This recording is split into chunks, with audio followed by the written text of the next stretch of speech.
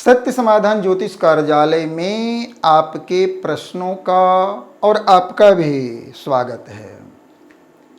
आज आप जानने जा रहे हैं कि पूजन में हिंदू सनातन धर्म के जो भी पूजन होते हैं उसमें कलश की स्थापना हम कब करते हैं, कहाँ करते हैं, कैसे करते हैं और हमें कलश क्यों रखना चाहिए। फिर दैनिक पूजन की बात जो आएगी, उस दैनिक पूजन में हम कलश कैसे रखेंगे, रखना चाहिए या नहीं रखना चाहिए आदि जो दिमाग में उलझनपूर्ण सवाल आया है, आइए इसका उत्तर सुनते हैं। कलश क्या है पहले समझें। कलश चाहे वह मिट्टी का पात्र में बनाया जाए या तांबा में बनाया जाए, पीतल में बनाया जाए या सोने चांदी का कलश रखा जाए, कलश एक पात्र है जिसमें वरुण देवता और जल के स्वामी चंद्र देवता इत्यादि जो शीतलता को धारण करने वाले होते हैं, इनकी स्थापना होती है। साथ में कलश में सभी देवों का वास करवाया जाता है। अब रही बात कि कलश को हमें किन किन पूजन, योग जप तप अनुष्ठान इत्यादि में स्थापित करना चाहिए। मैंने तो कह ही दिया कि जो बड़े कार्यक्रम हैं, जो दैनिक पूजन से अलग हट करके हैं, जैसे सत्यनारायण पूजन हुआ, महामृत्युंजय का जप हुआ, चंडी पाठ, दुर्गा पाठ हो गया, अनुष्ठान हो गया, इतने जितने भी सारे अनुष्ठान परक जो पूजन होते हैं उनमें कलश को रखना परम आवश्यक होता है। क्यों परम आवश्यक है? क्योंकि हम उस ऊर्जावान देव की जो आराधना कर रहे हैं अपना मनोरथ सिद्धि के लिए, उसकी ऊर्जा, उसका पावर जब हमारे आपके शरीर में आवेगा तो हम उसे संभाल नहीं पाएंगे। ऐसे सोचते तो हैं कि हम भी हनुमान जी बन जाते तो पहाड़ लेकर उड़ जाते, लेकिन हनुमान जी भी एक बार एक ब्राह्मण के शरीर में मांगे जाने पर अपनी शक्ति का संचार किया, जो कि गर्दन कटी हुई मुर्गी कैसे उछलती है ऐसे नाचने लगा और बोला कि अब नहीं, अब नहीं, अब मैं नहीं सह पाऊंगा। ऐसा वर्णन है पुराण के अंतर्गत। तो हम आप उस ईश्वर की धार को नहीं सह पाते हैं। आप गौर करें ना, सूर्य देवता हैं, उनकी शक्ति को धारण करने की बात को छोड़िए, उन्हें आप इस स्थूल नेत्रों से केवल देखें, ऊपर सूर्य को देखें, क्या देख पाएंगे? नहीं।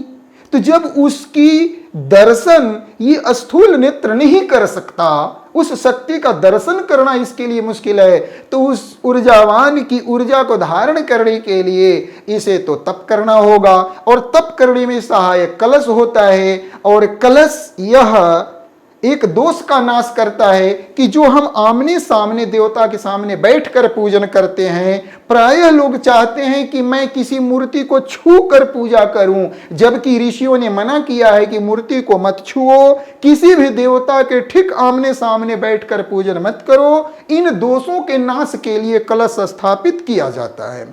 साथ में जो हमारे अंदर जो दुराचार, व्यभिचार के भाव उत्पन्न होते हैं, किसी के प्रति जो गलत भावना हमारे अंदर उत्पन्न हो जाता है पूजन के क्रम में, या फिर क्रोध उत्पन्न हो जाए, तो ये सारे दोषों का नाश कलश कर देता है। इसलिए कलश को अनुष्ठान में रखना जरूरी होता है।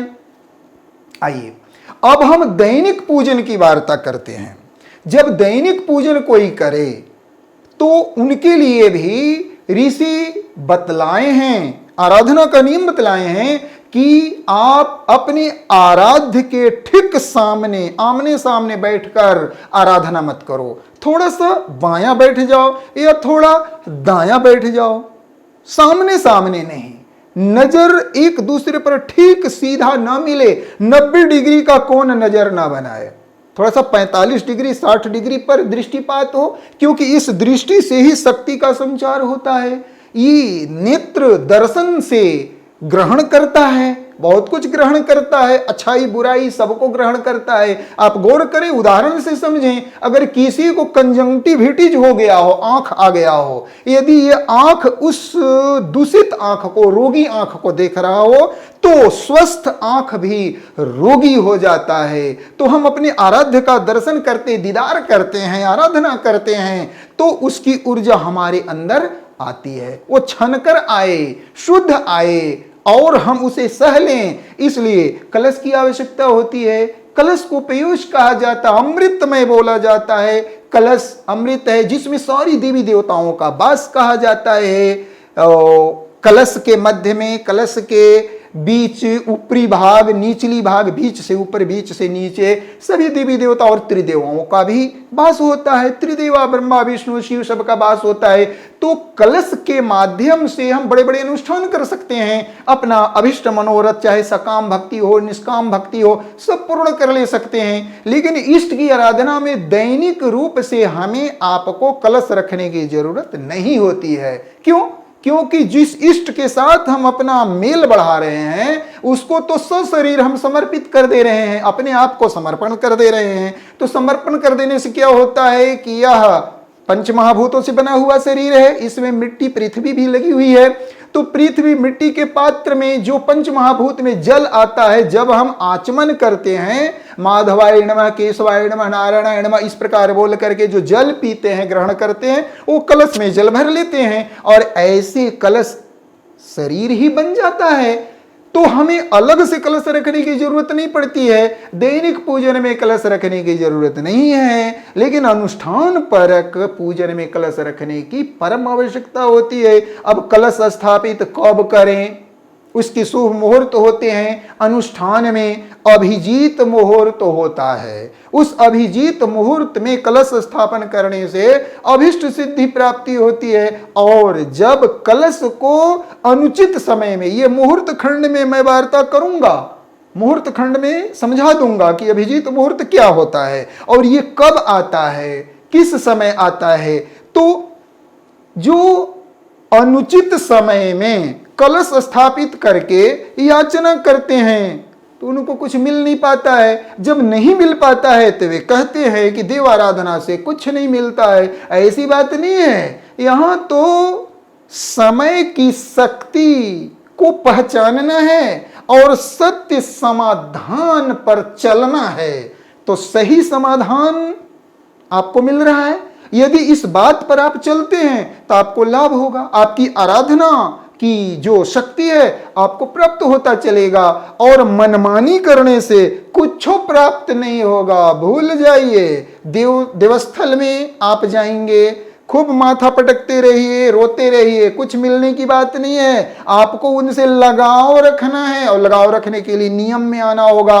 और नियम ऋषि बनाए हैं। ऋषि को देवताओं से, ईश्वर से जो ज्ञान प्राप्त हुआ है उसी के आधार पर वेद का निर्माण हुआ है। हमें आपको उसी नियम पर चलना है। नियम में क्या है? कलश रखना। तो आशा है कि आप समझ गए होंगे कि कलश हमें क्यों रखना है, कहां रखना चाहिए, कब रखना चाहिए और कलश की महिमा क्या होती है। तो बिना कलश का अनुष्ठान अपूर्ण होता है और दैनिक पूजन में कलश रखने की जरूरत नहीं पड़ती है, क्योंकि आराध्यमय साधक हो जाता है।